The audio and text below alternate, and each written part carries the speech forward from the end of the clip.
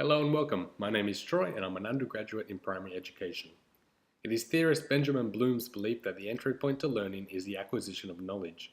He postulates that a solid foundation of terms and facts along with theories and skills is the educational base that will allow the mind to evaluate information effectively and inspire innovation. Our school's emphasis and devotion to standards-based instructions and NAPLAN testing reflects a desire for students to become proficient at memorizing terms and facts, as well as mastering various sets of skills. Yet we live in an age of too much information, where facts are readily available on devices we carry in our pockets. Knowledge is now accessible with just a swipe of a finger. The level of immediacy that mobile technology offers is changing the landscape of the classroom and the skill set of the future workforce. More than ever, we need a nation of analytical thinkers, able to successfully navigate the growing complexities of our world, and not just be proficient at recalling memorized information or using rote skills. How can we as teachers keep up with the technology that contributes to this type of thinking? In attempts to integrate mobile technology, educators are left to the mercy of the software developers who may not fully understand how imperative it is that our children become critical and creative thinkers. Throughout this video, I will highlight some open-ended apps and software that are useful for developing higher-order thinking skills along with creativity in the primary school classroom. Comic Life is a versatile software program available on all major platforms, Mac, PC, and iPad. Comic Life is a powerful and easy-to-use app with endless possibilities. At its foundation, Comic Life is a storyboard creator that is packed with fonts, templates, panels, balloons, captions, and lettering art. I found Comic Life to be a great tool to represent the students' knowledge as well as engage the students who are less enthusiastic about writing.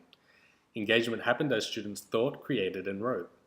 As the students began to create and organize their information, higher levels of thought were being produced as they began to sequence their understanding of the topic.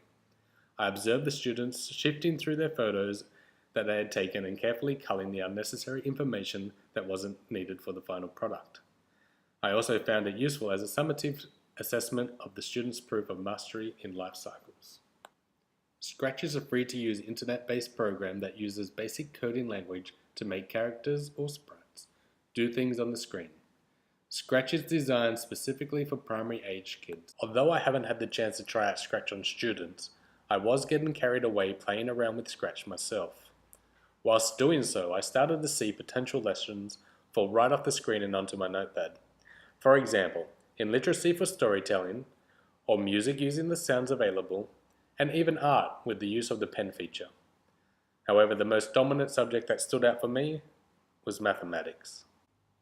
With Scratch's drawing tool and a few prior coding lessons with students, mathematics in Scratch has almost no boundaries. One lesson could model how to build a code that would make a sprite draw a square, including simple questions like how would we make the sprite move or how would we make the sprite turn.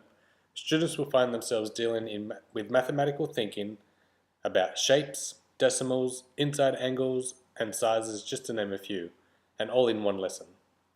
Extending the exercise to see if they can make different shapes such as a triangle or an octagon just adds more logical thinking for the students as well as mathematical thinking. This program is very engaging and an exciting tool for students to learn. I believe that reward from using the higher order thinking skills will have students wanting more of Scratch.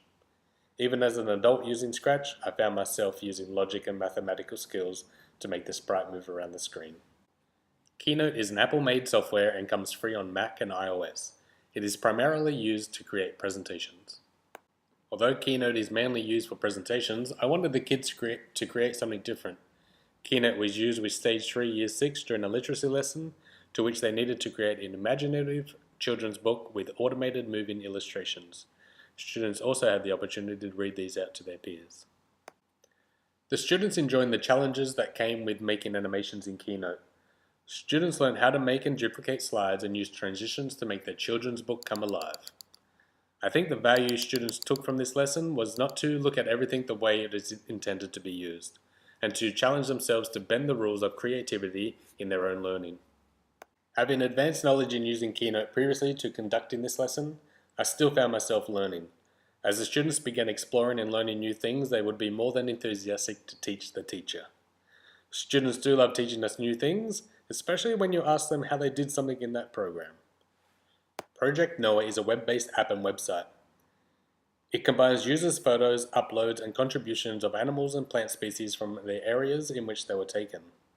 The app and website can be closed to just the classroom for privacy and protection of students. Project Noah can be used in all classrooms, from Stage 3 in maths to interpret secondary data presented in digital media and elsewhere, or Stage 2 science, where living things can be grouped on a basis of observable features and can be distinguished from non-living things. Even the younger stages will find it useful to sift through.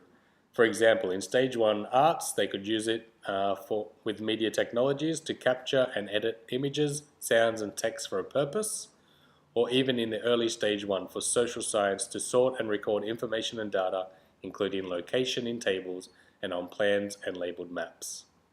I think the children will really enjoy the research and explorations of the varying animals and maps from around the world. They will encounter unusual creatures and places that would spark their curiosity.